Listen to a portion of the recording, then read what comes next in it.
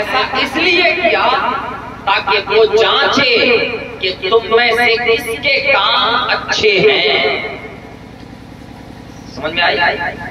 اس جانچ کے لیے، اس امتحان کے لیے، اس آزمائش کے لیے اللہ نے ہمیں زندگی دی، اور پھر اس زندگی کے بعد موت دے گا اللہ ہمیں، اور پھر مرنے کے بعد حشر کے میدان میں اس جانچ کا پردہ کھل جائے گا اور حقیقت سامنے آ جائے گی کہ دنیا میں اللہ نے پیدا کیا تھا اس لیے تاکہ مرنے کے بعد ہماری جانچ ہو اور ہماری آزمائش ہو، ہماری جانچ ہو کہ ہمارے کارنامے کیسے رہے، ہمارے کرتوت کیسے رہے، ہم نے اس دنیا میں جا کر کیا اعمال کیے، کیسے کام کیے، ہمارے کرتوت کیسے تھے.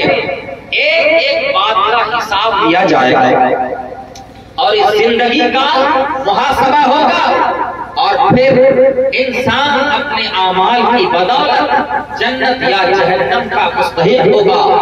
اور کتنے بدنصیب ہوں گے وہ لوگ جو اعمال کی وجہ سے حشر کے میدان میں، جہاں کے اولین سے لے کر آخرین تک سب جمع ہوں گے، اور غضب الہی کا وہ مستحق اور شکار ہوگا.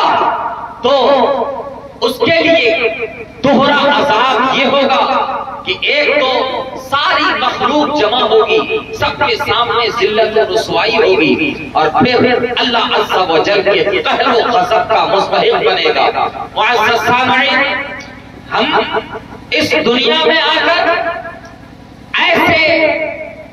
ایسی زندگی، غفلت بھری زندگی میں مشغول ہو گئے کہ اپنے اصل مقصد کو ہم نے بھلا دیا، اور اللہ نے ہمیں پیدا کیوں کیا تھا اس کو بھلا دیا. کیوں؟ دنیا کی رنگینیوں میں پھنس کر. اچھا، علماء فرماتے ہیں کہ زندگی تین طرح کی ہوتی ہے. ایک مسلمان کو کیسی زندگی گزارنی چاہیے؟ زندگی یا تو دنیا کی زندگی ہوتی ہے، یا دنیا میں زندگی ہوتی ہے، یا پھر دنیاوی زندگی ہوتی ہے. دنیا میں زندگی ایک مخلص مومن کی زندگی، وہ یہ والی زندگی ہونی چاہیے دنیا میں، یعنی وہ دنیا میں رہے اس حدیث کا مصداق بن کر جس میں آیا کہ اللہ کے کچھ بندے وہ ہیں کہ ان کے جسم تو دنیا میں رہتے ہیں لیکن ان کا دل اللہ کے پاس رہتا ہے. لیکن ان کا دل کہاں رہتا ہے؟ اللہ کے پاس رہتا ہے. مطلب یہ کہ دنیا میں رہ کر کے بھی وہ دنیا سے دل نہیں لگاتے ہیں. ایسی زندگی گزارتے ہیں جیسے پانی میں کشتی، کہ جب تک کشتی پانی میں ہے اور پانی کشتی کے اندر نہیں آیا ہے تب تک وہ کشتی تیرتی رہتی ہے، اور اپنے اوپر سوار ہونے والے سواریوں کی زندگی کی ضمانت لیتی ہے اور ان کو کنارے سے لگا دیتی ہے. لیکن جیسے ہی کشتی چھید ہو جائے، اس کے اندر پانی گھس آئے، تو پھر یہ زندگی، یہ کشتی اسی دریا میں اس سوار ہونے والے کے لیے موت کا سبب بن جاتی ہے اور وہیں پر وہ غرق ہو جاتا ہے. یہی حال اس دنیا کا ہے. جو شخص اس دنیا میں آ کر ایسی زندگی گزارے جیسے حدیث میں فرمایا کہ جسم تو ان کے دنیا میں ہے لیکن دل اللہ کے پاس ہے، یعنی ان کے دل میں دنیا نہیں ہے، وہ دنیا کو آخرت کی کھیتی سمجھ کر دنیا گزارتے ہیں. یہاں وہ اعمال کی کھیتیاں کرتے ہیں تاکہ اس کی جزا اور اس کے ثواب اور اس کے پھل اس کو آخرت میں ملے. معزز سامعین، وہ تو کامیاب ہے، لیکن جس نے دنیا میں کھو کر اپنے آپ کو دنیا کے مطابق ڈھال لیا اور اس غفلت میں پڑ گئے تو وہ ایسا ہے جیسے کشتی کے اندر چھید ہو جائے اور اس کے اندر پانی آ جائے. ایسے ہی اس دنیا میں اس کی زندگی آخرت کی موت کا سبب بن جائے گا. آخرت میں اس کے لیے ذلت و رسوائی کے علاوہ اور کچھ ہاتھ آنے والا نہیں. معزز سامعین،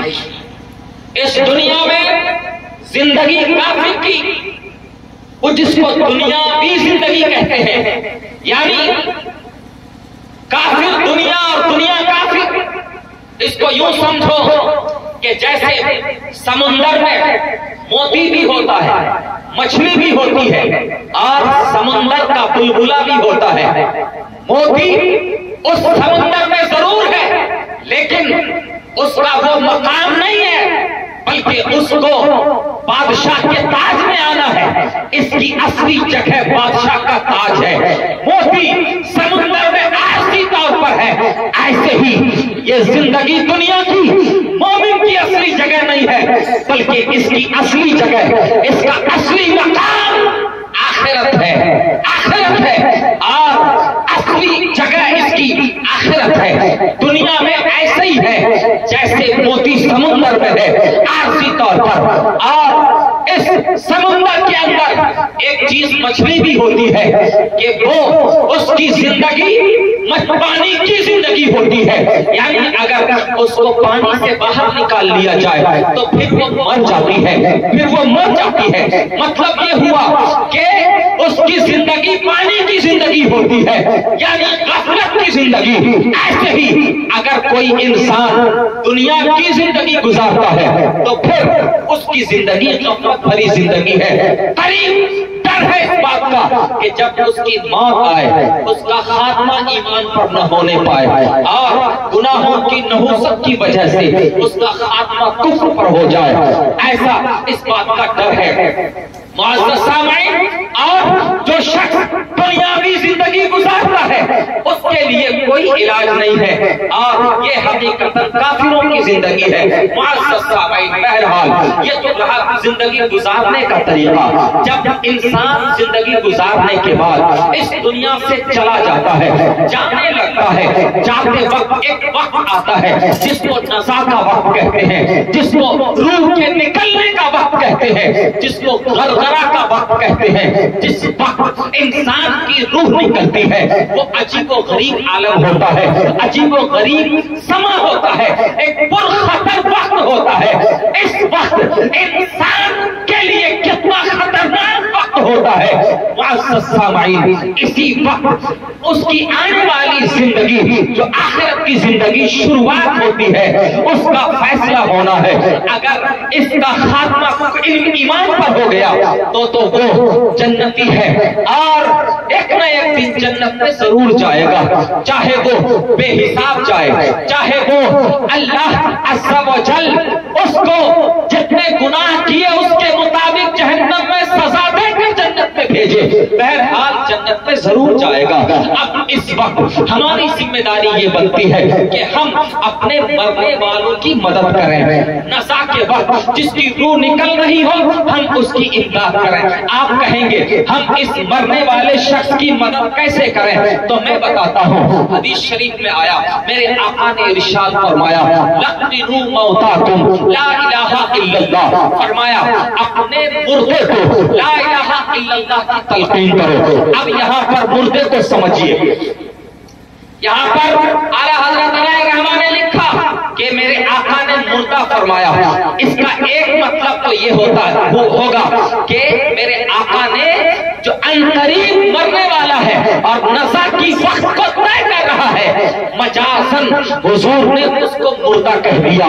اس وقت اس کی مدد کا طریقہ یہ ہے کہ آس پاس وہ لوگ بیٹھے کہ جو صبر و تحمل کے مالک ہو، اور جو برداشت کا مادہ جس کے اندر ہو، جو چیخنے چلانے والا نہ ہو، واویلا مچانے والا نہ ہو۔ جب انسان کی روح نکلے تو صبر و تحمل کرنے والے لوگ آس پاس بیٹھے اور زور زور سے، یعنی اتنی آواز سے کہ مرنے والے کے کانوں تک آواز پہنچے۔ سب لوگ پڑھیں لا الہ الا اللہ محمد رسول اللہ، یہ کلمہ طیبہ کا ورد کرتے رہیں۔ کب تک؟ جب تک کہ مرنے والا اس کلمہ طیبہ کو اپنی زبان سے ادا نہ کر لے، تب تک پاس میں بیٹھنے والے کلمہ طیبہ کا ورد کرتے رہیں۔ ہاں، یہ نہ ہو کہ مرنے والے سے یہ کہیں پڑھو کلمہ طیبہ، ایسا ہرگز نہ کہیں، اس لیے کہ نزا کے وقت انسان حواس باختہ ہوتا ہے، عقل ٹھکانے نہیں ہوتی ہے، ہوش و حواس ٹھکانے نہیں ہوتے ہیں۔ اگر خدا نہ خواستہ اس مرنے والے شخص نے کہہ دیا کہ نہیں میں کلمہ نہیں نہیں پڑھتا تو اس کا خاتمہ کفر پر ہو جائے گا، اس کا خاتمہ کفر پر ہو جائے گا اور وہ ہمیشہ کا جہنمی بن جائے گا۔ اس لیے طریقہ یہ ہے، تلقین کا طریقہ یہ ہے کہ آس پاس بیٹھنے والے لوگ زور زور سے کلمہ پڑھیں تاکہ مردہ کے کانوں میں، مرنے والے کے کانوں میں اس کلمہ کی آواز ہو اور آپ کا سن کر وہ بھی اپنی زبان سے کلمہ پڑھ لے اور اس حدیث کے مستحق ہو جائے جس میں میرے آقا نے فرمایا جس کی آخری بولی کلمہ طیبہ ہو وہ جنت میں داخل ہو گئے۔ نعرہ تکبیر، نعرہ رسالت، نعرہ رسالت، مسلک اعلیٰ حضرت حضرت علامہ مولانا مفتی نیر رضا بسماعی، نعرہ تکبیر، نعرہ رسالت۔ کیا فرمایا حدیث میں؟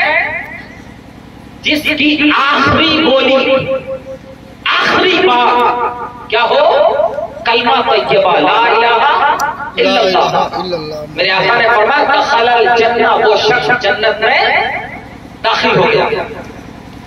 تو طریقہ یاد رکھیے گا، ویسے ہمارے یہاں جہالت کا دورہ ہے، تعلیم سے لوگ گورے ہیں بالکل، حتیٰ کہ استنجا کرنے کا ڈھنگ نہیں ہے۔ اگر میں پوچھ لوں اتنے لوگ بیٹھے ہیں، بتائیں استنجا کہتے کس کو ہے؟ استنجا کب فرض ہوتا ہے، کب واجب ہوتا ہے، کب سنت ہوتا ہے؟ تو سب منہ دیکھتے رہ جائیں کیسے؟ اس لیے کہ کچھ پتہ ہی نہیں۔ اب جس قوم کو منہ دھونے کا پتہ نہ ہو، جس کو استنجا کا سلیقہ نہ ہو، وہ کیا خاک جانے دین کی باریکیاں اور شریعت کی باریکیاں۔ معزز سامعین غور کریے ذرا، تو ہمارے یہاں جہالت کا دورہ ہے، لوگ تعلیم حاصل نہیں کرنا چاہتے، یہی وجہ، اسی لیے ہر چیز میں جہالت ہے۔ اب آپ دیکھو جب انسان مرنے لگتا ہے اس کے آس پاس میں وہی عورتیں بیٹھیں گی جو چیخیں گی، چلائیں گی، جو دھاڑے مار مار کر روئیں گی۔ مرنے والا اس کو اس بات کی ضرورت ہے کہ کوئی اس کی مدد کرے، کوئی اس کا ہاتھ تھامے۔ مدد کیا؟ اب وہ جانے والا جا رہا ہے، اب اس کو آخرت کے لحاظ سے مدد چاہیے۔ معزز سامعین یاد رکھیے گا، میں نے پڑھا ہے کس میں؟ الحدیقۃ الندیہ کے اندر علامہ نابلسی نے لکھا کہ جب انسان مرنے لگتا ہے دو شیطان اس کے پاس آتے ہیں۔ جب یہ تب کی بات ہے جب گولی منہ کی بند ہو جاتی ہے لیکن ابھی روح نہیں نکلتی ہے، اسی کو نزا کا وقت کہتے ہیں، گولی بند ہو جاتی ہے۔ میرے آقا نے انہوں نے لکھا اس کتاب کے اندر کہ دو شیطان آتے ہیں، ایک داہنی، ایک سرہانے کی طرف کھڑا ہوتا ہے، ایک بائیں کی طرف۔ ایک شیطان اس کی ماں کی شکل میں ہوتا ہے، ایک اس کے باپ کی شکل میں ہوتا ہے۔ وہ شیطان جو اس کے باپ کی شکل میں ہوتا ہے وہ سرہانے کی طرف ہوتا ہے، وہ کہتا ہے بیٹا ایسا کر، میں تجھ سے بہت محبت کرتا تھا اور میں تیرا بہت خیال رکھتا تھا، آج تم ایسا کرو کہ عیسائی دھرم کو اپنا لو۔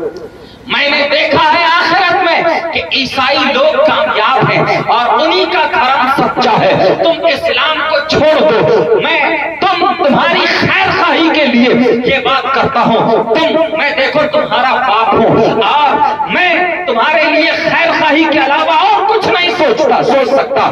میں نے دیکھا کہ آخرت میں عیسائی لوگ کامیاب ہیں اور ان کا مذہب سچا ہے۔ نعرہ تکبیر، نعرہ رسالت، نعرہ رسالت، مسلک اعلیٰ حضرت شیخ طریقہ حضرت سید حسین میاں صاحب قبلہ، نعرہ تکبیر، نعرہ رسالت، سادات بلگرام، اولاد غوث اعظم، نعرہ تکبیر، نعرہ رسالت۔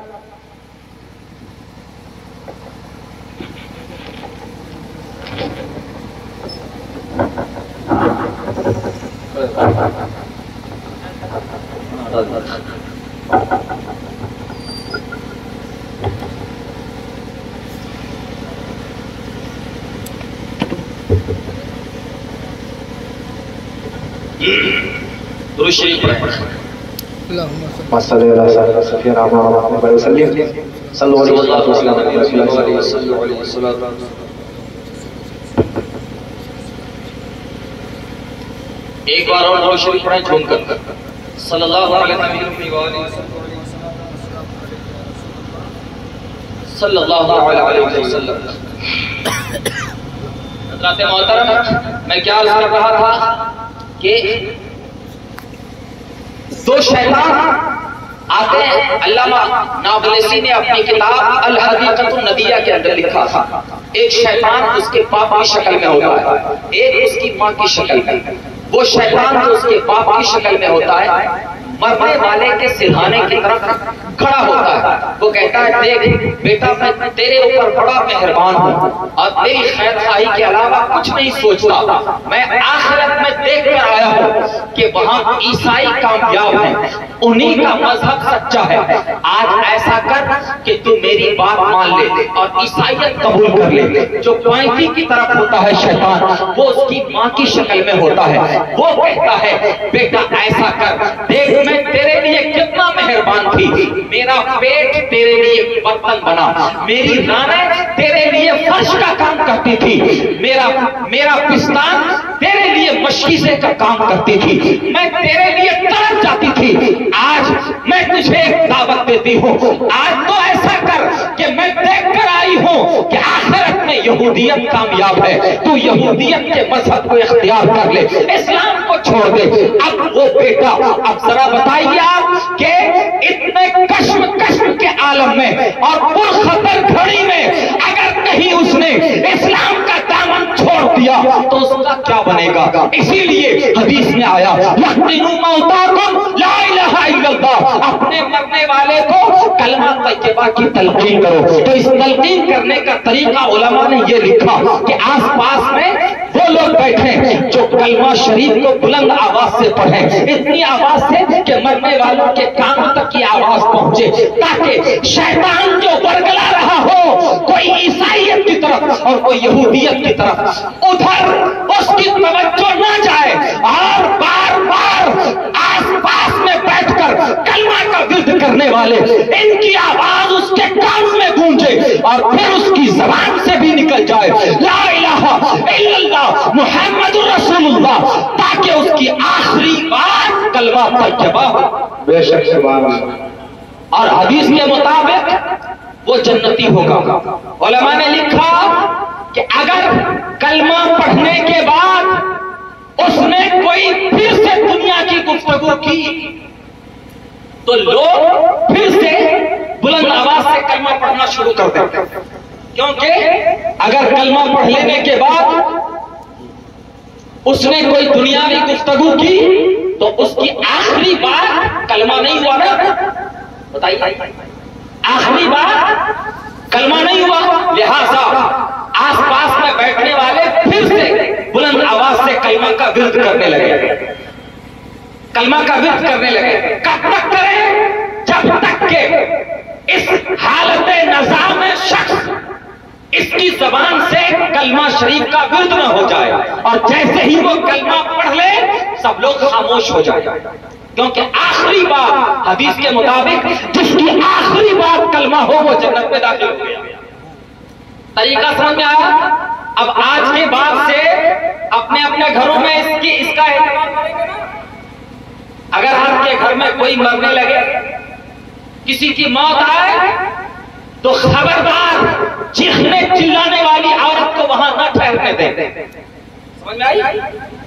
سمجھدار پڑھی لکھی جو ہو، جو کلمہ کا ورد کرے اس کو بیٹھنے دیں، ورنہ وہ لوگ بٹھائیں آس پاس کہ جو صبر و تحمل والے ہوں اور جو کلمہ کا ورد کریں اور یوں مرنے والے کی مدد کریں. اب ایک سبق تو یہ آپ یاد رکھ لیجئے.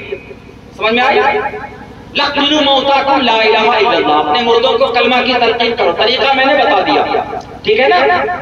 اچھا اب آگے بڑھیے. معزز سامعین، مرنے والا جب اس دنیا سے چلا جاتا تو ہمارے سماج میں عجیب و غریب قسم کی جہالت ہے.